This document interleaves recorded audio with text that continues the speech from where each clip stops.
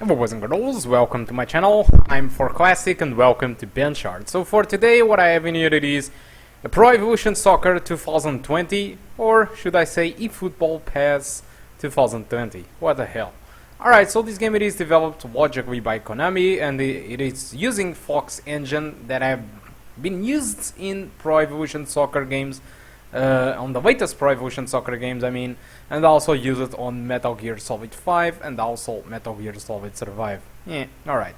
So, let's see how this game runs after all. So, the last year Pro Evolution Soccer, I was able to play the game at 1080p with median settings. The high settings was kind of dropping frames below 60 frames per second.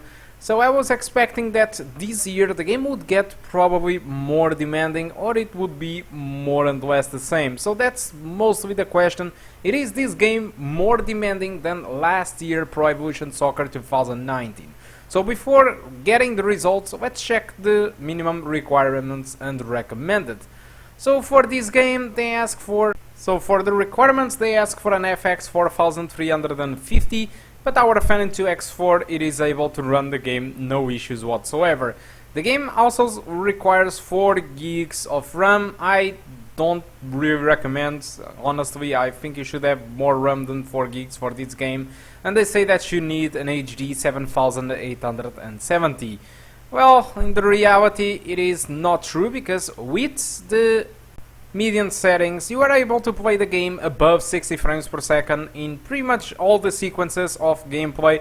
I never saw a drop in frame rate from the 60s, although while recording the game does drop, alright? But without recording it just plays above 60 frames per second, no issues whatsoever, alright? Obviously cutscenes are more demanding, but I never saw frame rates lower than 30 frames per second for those cutscenes. I mean, the entrances on the field, the exits, or the replays, the game never dropped from 30 frames per second. And like I said, in gameplay, it was over 60 frames per second. Although, if you decide to raise the settings to the high settings, which is actually the maximum settings you can go for this game, unfortunately, just like FIFA at ultra settings, it does drop from those 60 frames per second that we want.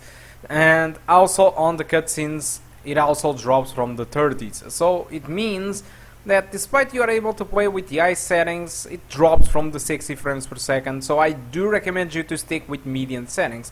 Also, the only difference between median and high settings, it's a little bit better anisotropic filtering, better ambient occlusion, and there are more characters outside the field, like for example the crowd system. It is slightly more detailed while gameplay, and a very small detail on, on the grass that is different on the high settings. But overall all these differences are barely noticeable. So the game also defaults to the median settings, and I believe that it is exactly the median settings that consoles do use for this game. So yeah, how should you play Pro Evolution Soccer 2020? You should play at the default median settings, 1080p, and that's it. That's how you should play. So is this game more demanding than Pro Evolution 2019, or it is pretty much the same?